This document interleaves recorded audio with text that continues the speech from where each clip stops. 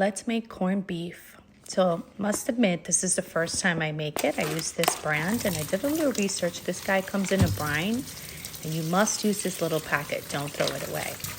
And because it comes in a brine, I'm not going to add anything that has a lot of salt content. So I'm going to use my little packet that it comes in addition to some garlic. And I'm going to add to this guy the Borsari Cracked Pepper. Let me not forget I did grated garlic in there because I love garlic.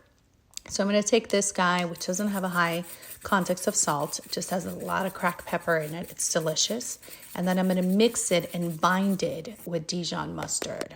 That's right, to make sure it sticks. And what we're going to do here is make sure that we coat all the fatty side and then blend really well. Now, what I did notice is I wanted to eyeball it first once I spread it.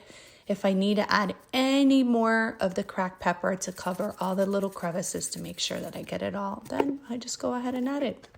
This recipe can definitely take lots of hours if you're going to cook it in an oven. And so I'm going to use my pressure cooker because nobody got time for that.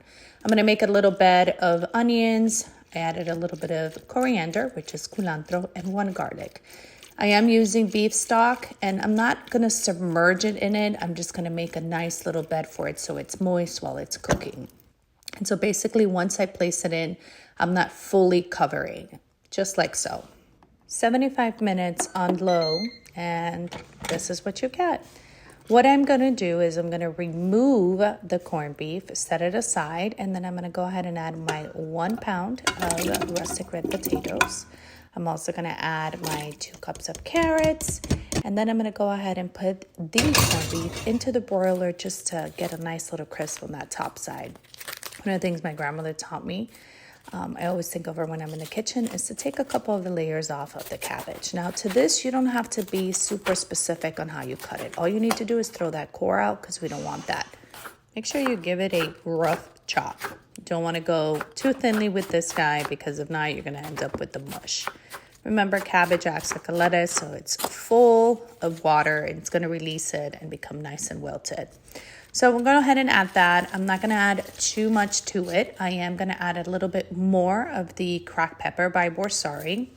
In addition, I'm going to add a little pinch of salt to the top and drizzle a little bit of olive oil. I'm going to close the lid and go check on my corned beef, which has a beautiful little top now. Perfect. It is so tender that I started to cut it and realized I don't need to cut it. I just press right down on it and the knife just goes right on through. And by the time this guy is settling, you go back, check your crock pot, take the little fatty part off. Look at that. It's shiny because it's still juicy. Take out my potatoes, dress it up really pretty. I add a little bit of that jus right on top and sprinkle some flat leaf parsley. And voila, enjoy.